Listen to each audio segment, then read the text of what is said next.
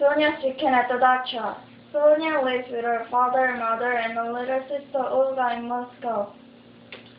On weekends they go to their dacha. A dacha is a Russian country house. A lot of Russian families have a dacha. On weekends they get out of the city and spend time in nature. At the dacha, Sonia's family grow vegetables like potatoes and tomatoes.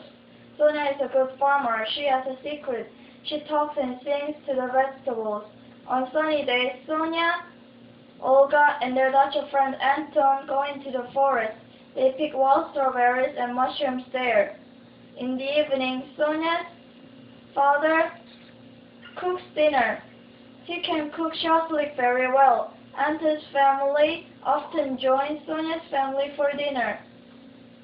This weekend, Sonia's family plant potatoes. Everybody will have fun together. How to plant potatoes? 1. Cut the potatoes into pieces. 2.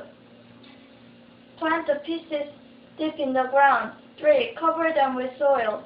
4. Add about 10 centimeters of soil on top. 5. Water well.